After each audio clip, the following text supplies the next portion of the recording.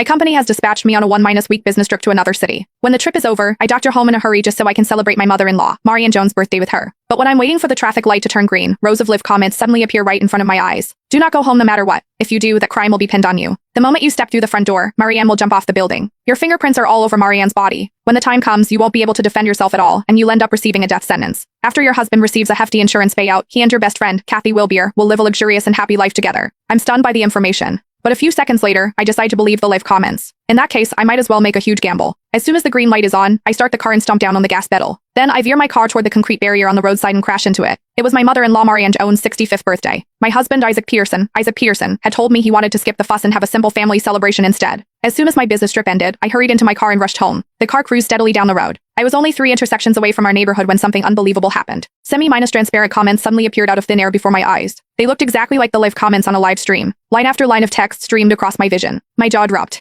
Thinking my eyes were deceiving me, I rubbed them hard several times. The comments stayed right where they were, stubbornly refusing to vanish. More warnings continued to flood in. It's over. Jess is almost home. She's walking straight into the trap. Jess, your husband is going to find an excuse to leave you alone with Marianne so he can frame you. Whatever you do, don't go inside. At exactly 7 Anna, and Marianne will fall to her death. They're setting you up to shoulder the blame for her murder. Don't trust your best friend, Kathy Wilbeer. She's been sleeping with your husband behind your back, and they're plotting to get rid of you. My mouth hung open in shock. I rubbed my eyes again, wondering if I was hallucinating. However, the live comments still hovered stubbornly before me. My heart pounded violently in my chest. How could Marianne suddenly fall from a building for no reason? And why would Isaac and Kathy try to frame me? Countless questions ran through my mind, leaving my thoughts in complete chaos. Just then, my phone on the center console chimed twice. A few messages from Isaac appeared on the screen. Darling, are you almost home? My boss just called. There's an emergency at the office, and I have to deal with it immediately. Go ahead and cut the cake with Mom without me. I'll be back as soon as I can. The moment I finished reading those 3 messages, I felt the blood drain from my face. Was this really just a coincidence? Of all times, he had to leave right when I was about to get home. If the comments were telling the truth, then the moment I walked through that door, only Marianne and I would be left inside. When Marianne fell to her death, every accusation would point directly at me. The fingerprints I'd left all over the scene would become irrefutable evidence that nailed me to the crime. By then, no matter how much I tried to defend myself, nobody would believe a word I said.